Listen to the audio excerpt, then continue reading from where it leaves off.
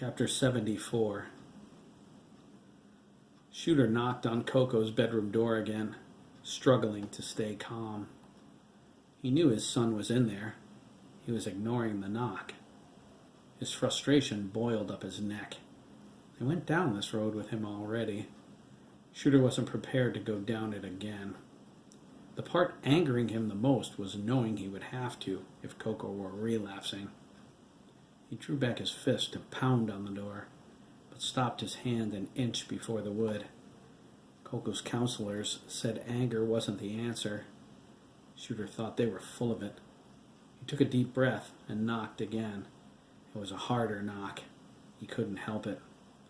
Coco opened the door. "I figured if I didn't answer, you'd get the clue," Coco said. "We're ready to go," Shooter said, smiling pleasantly. Behind the smile was a sneer. "The McKees are moving today." "Good for them." Shooter was losing patience. "Come on, Coco," he cried. "We talked about this last night. We'd like you to come and help." "No, Dad," Coco corrected. "You talked, as usual." "I don't want to go. I'm not going." "Coco," Shooter sighed, "the McKees are good people. You couldn't find a better group of kids. Your brothers..." "See?" Coco exploded. His face grew red with anger. "You always have to go back to Graham." He slammed his bedroom door and locked it. "I'm not Graham." Shooter moved to kick in the door. Connie grabbed him by the arm. "Don't," she said. "Connie," Shooter whispered, his hand shaking. "I'm going to kick the crap out of that kid. I swear to God." "Do it then!" "Coco's not the deaf one, Detective," Connie reminded him. She patted his shoulder. "Scoot. I'll be right down." "Connie," Shooter sang, remembering the last time his wife confronted Coco when he was like this. Coco took a swing at her. That got him sent to rehab and bought her a nifty shiner. "Don't worry," Connie said. "I'll keep my distance." Shooter kissed her on the cheek. "All bets are off if he hits you," he whispered. This time, he said it into her ear. Connie nodded. "I'll hold you to that." She watched her husband go down the hall. She waited for him to turn and look at her like she knew he would. She pointed toward the stairwell. Shooter went down 2 steps and stopped. Connie walked over to the top of the stairs and pointed angrily toward the bottom. I'm going, Shooter muttered. Connie waited until he was all the way down before returning to Coco's door.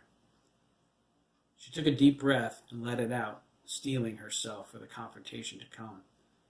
Connie knocked and said, "Open the door this minute." "Why should I?" Coco spat. "Because I said so." It took him 10 seconds, but he opened the door. Connie figured he was weighing her tone against the risk of telling her no.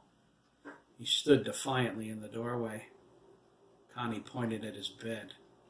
"Sit." "Oh, so I'm a dog now, right?" Coco grumbled. He sat down, but it was rough and arrogant.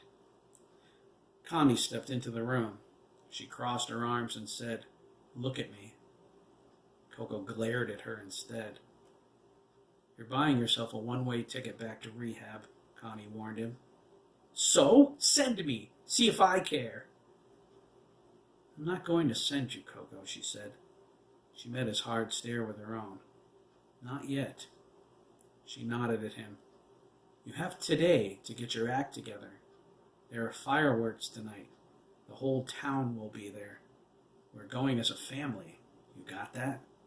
Whatever your problem is, get over it before then." "I'm drawing a line in the sand, Junior. You cross it this time, you're going away for 6 months. 6 months? Coco cried. "You can't do that." "Oh, but I can," Connie said. "I can make it a year."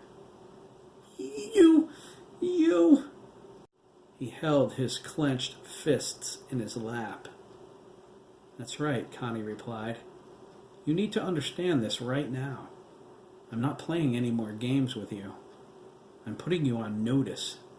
Don't test me to see how far I'm willing to go to save you from yourself." "Maybe I don't want to be saved," Coco muttered. "That's too bad," Connie replied. "I'm going to save you anyway. You can willingly join the effort here at home, or we can do it the hard way.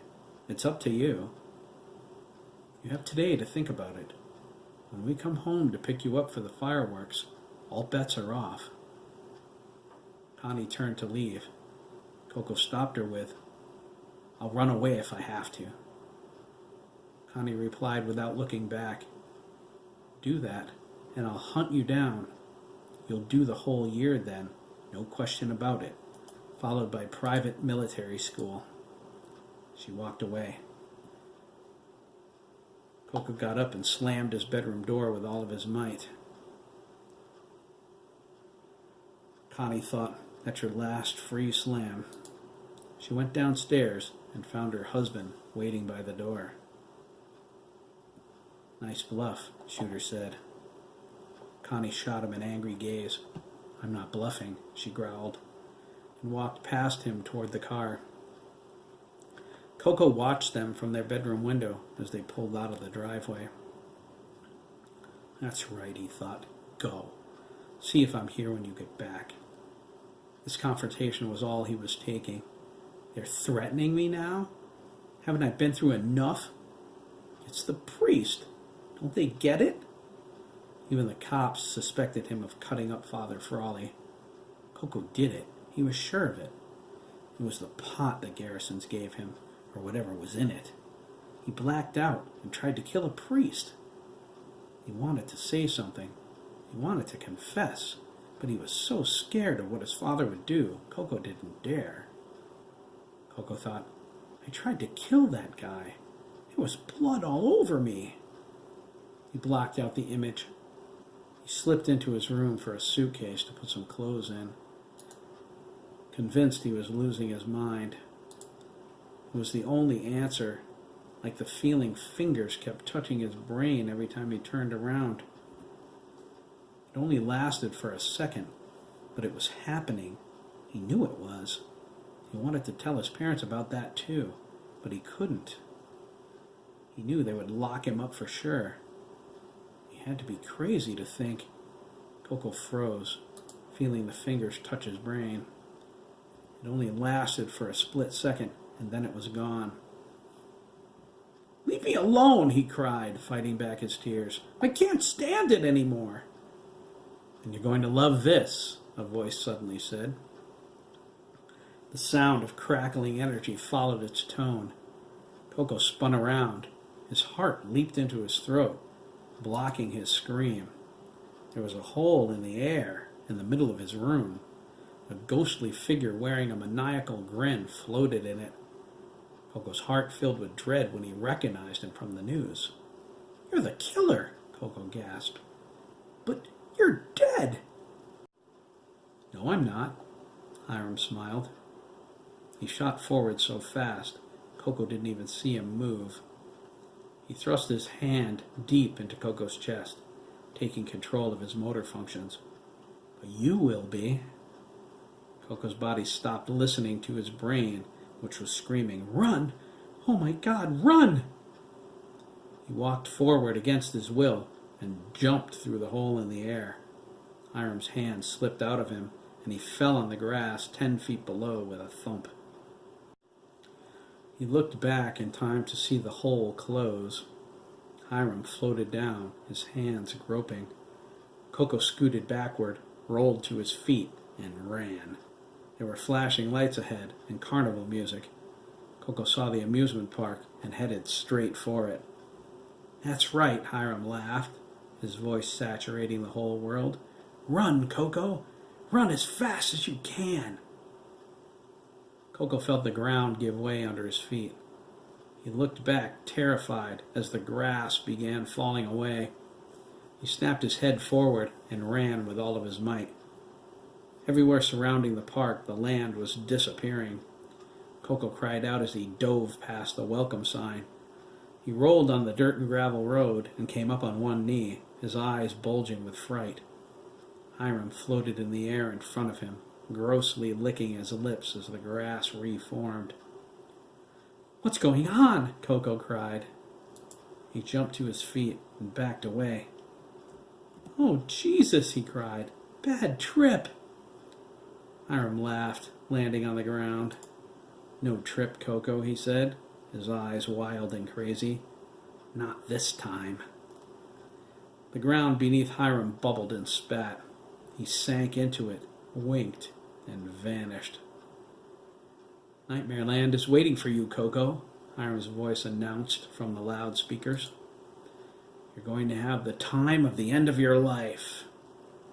Coco took a few steps back. He glared around, frantically searching for a way out. "Help!" Coco cried, leaning down, circling, and yelling. "Jesus, somebody help me!" "Come on, Coco," Hiram's voice taunted. "Try out some of the rides." Coco screamed, "No!" The ground beneath his feet swelled. It threw him airborne toward the ride labeled Hiram's Roller Coaster Odyssey. Coco twisted, trying to get his feet under him. He was going to sail over the coaster cars and slam into the metal framework. He opened his mouth to cry out, but suddenly the seat belts in the frontmost car stretched toward him. They lashed around him, snatched him out of the sky, and yanked him into the car. The seat belts strapped him in so tightly he could barely breathe. He felt something between his legs and looked down. Coco gasped as Hiram's head grew up from the plastic chair. It looked up and smiled. "Time to go for a ride," it cried. The cars lunged forward.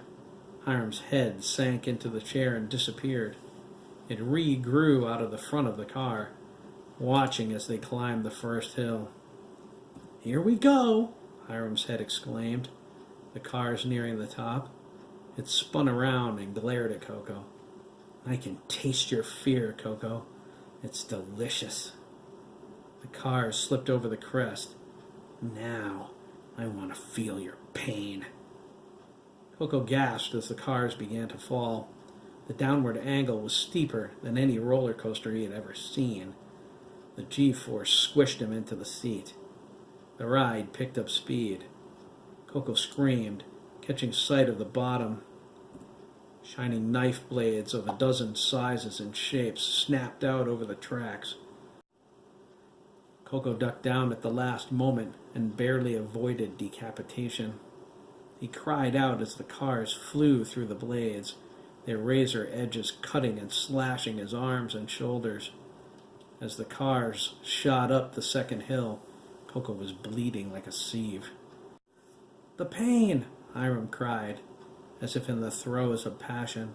"The beautiful, glorious pain!"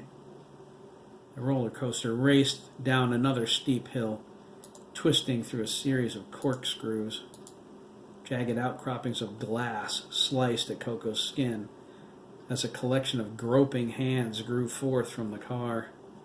Coco sobbed, slapping at them. The cars swung around, pulled into the station, and came to a wrenching halt.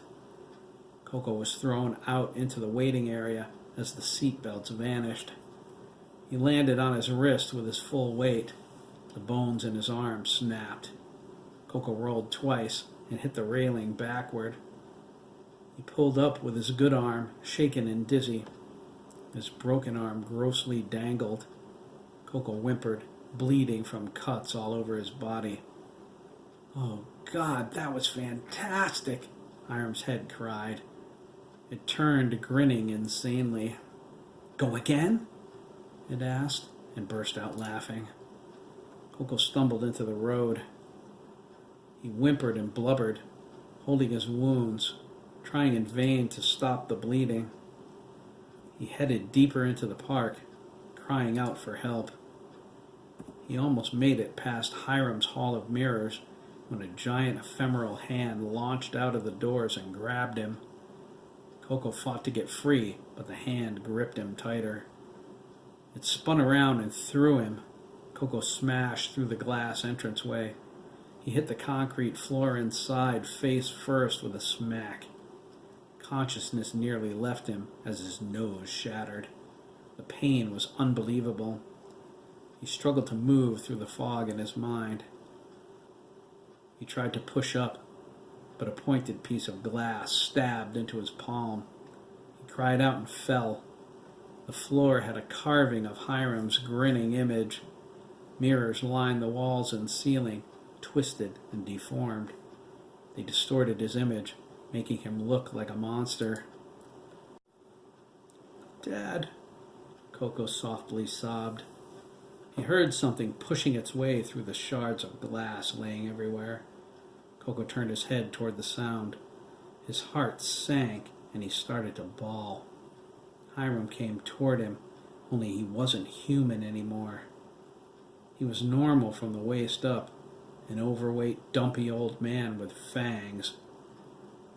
From the waist down, the coils of a pea-green serpent replaced his body. Hiram the snake slithered toward him, weaving from side to side. "I'll be your daddy, Coco," he hissed, his forked tongue darting. "Oh, no," Coco whispered. He tried to move, to get up and run. Hiram the snake lashed out with his tail, scooped Coco up in his coils, and threw him into the middle of the room. He struck lightning fast and bit into Coco's hand with his fangs. He reared up, tearing out a chunk of his flesh. His tail snapped like a whip. "Scream for me, Coco," Hiram the snake hissed. "Scream like you've never screamed before." Coco screamed, loud and long. Hiram the snake bit savagely into his right thigh. Reno watched all of this from the doorway. "Oh my God," he thought, horrified.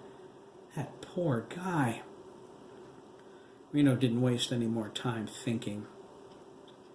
He reached down and picked up a large, jagged piece of broken glass. He charged forward, running over the shards on the floor, and stabbed it into Hiram the snake's back. Hiram the snake howled in pain and jerked away. He thrashed around, trying to reach the piece of glass. Reno pulled Coco's arm over his shoulder, lifted him up, and hauled him toward the exit.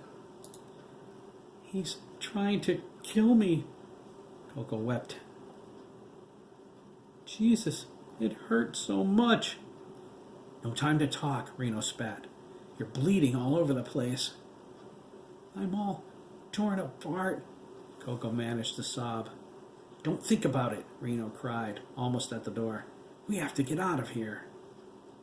"You're not going anywhere," Hiram the snake raged. Reno dropped Coco. He spun around and kicked Hiram the snake as hard as he could, right where his genitals should be. Hiram the snake doubled over. Reno ran around him and shoved the piece of glass even further into his back. Hiram the snake screamed, melting into streams of stinking green goo. Reno jumped back to keep the forming puddle away from his bleeding bare feet. Hiram's ghostly form rose out of the puddle. He glared at Reno with hatred.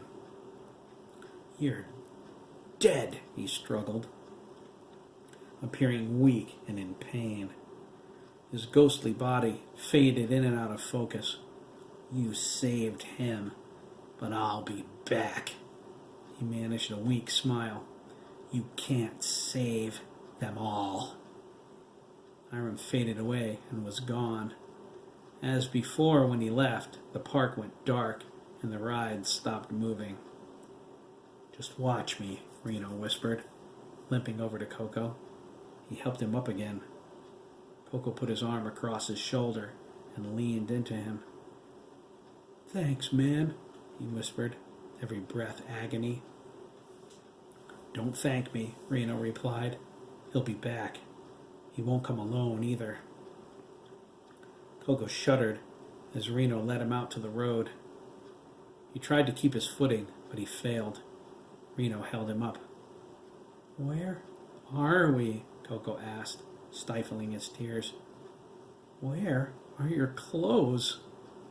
Nightmare Land, Reno replied, heading toward the Hiram go-round. Now shush, he said. Your wounds will heal in a few minutes. They will? They should. Mine did before. Coco glanced over at him worriedly. Did he try to kill you too? Reno snorted.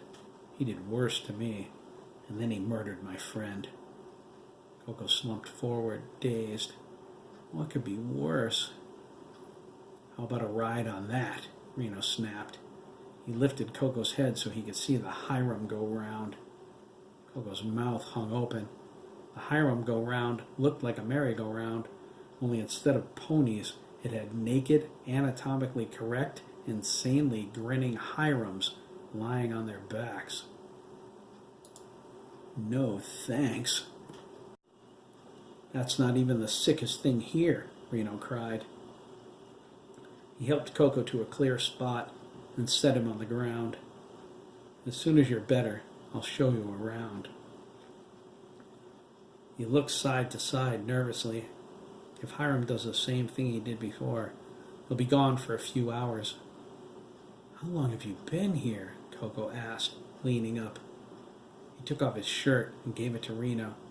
It was long enough on the smaller boy to secure his privacy. All day, Reno sighed, slipping the shirt on. His brow furrowed. Hiram came back with you. He seemed stronger, too. I'm Coco. Reno. We have to get out of here, Coco struggled, moving as if to stand. Reno pushed him back down. Stay put. You'll be strong again soon. Coco decided he was right. He already felt his strength returning. All over his body, his cuts and gashes were closing. Why am I healing so fast? He asked. I don't know, Reno shrugged. Maybe so he can do it to you all over again. Coco went white as a sheet. I couldn't take that, man.